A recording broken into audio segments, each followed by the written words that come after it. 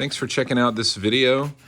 Just doing a real honest review on this Tony's Chocolonely, I think I'm saying that right, product. What do I mean when I say real review? I didn't receive this product for free. I bought it retail in a store. A place called Earth Fare. If you don't have an Earth Fare grocery store around you, it's kind of like a Whole Foods. And they sell a lot of good and more unique products like this. These were $5 a piece, not necessarily inexpensive, but basically this product that it just puts a fair price on that. And I do think it's a fair price. It's a really big, thick bar. This one's actually unopened. I'm gonna open this one up and check it out. As you can see, I've bought several of these. This one's almost empty. They've got a couple of other flavors. This one was dark chocolate pecan coconut, and it was really good. I would buy it again. Open this kind of up. So this company's story, this is also a fair challenge for anybody that's in business, marketing, or even if you're then just a consumer too. You know, it's possible to make products that have ethics behind them and that have better sourced materials and things like that, and still make a great product and make a profit, you know? This basically talks about exposing that a lot of cocoa production comes from West Africa, and essentially the people work in slavery-like conditions. This also happens in South America a lot, and it's just something you should be aware of as you buy products. What are they being done on? And I even say that as I'm shooting this with an iPhone, which is made in factories in China by Foxconn, which have their own problems too. You know, I'm not even suggesting I have all solutions to all these kinds of problems. The world's full of problems like this with supply chain and where it ultimately comes from. But knowing a little bit more about it is at least a first step. And I have made a decision to buy more products like this.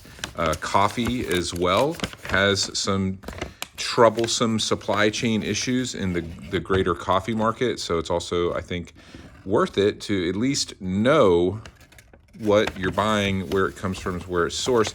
On top of that, you still should get a good product that, especially if it's a food product, that tastes good, and that's pretty good value. And I will tell you that on top of seemingly to check a lot of ethical boxes, this product is pretty awesome. The bar is really cool looking. We'll check out the bar on this one when we open it up.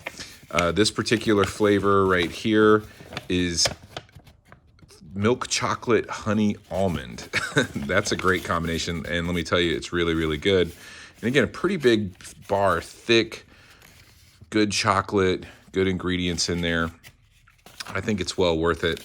Let's try out this one here. I also, you know what else I like about this particular product a lot is the fact that it's not using any single-use plastics. This is just a heavy cardboard type of exterior wrapper with a foil inner wrapper.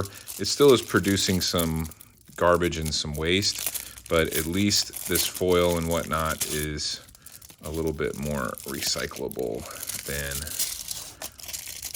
a single-use plastic wrapper. Look at how big this thing is.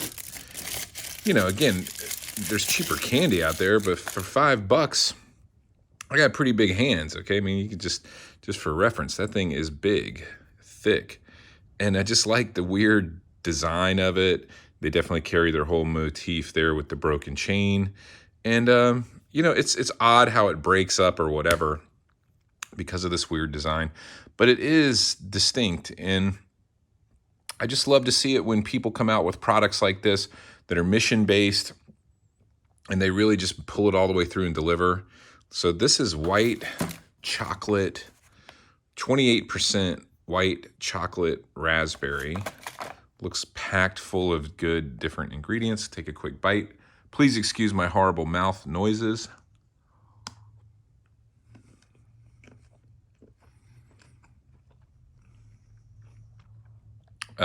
Really good.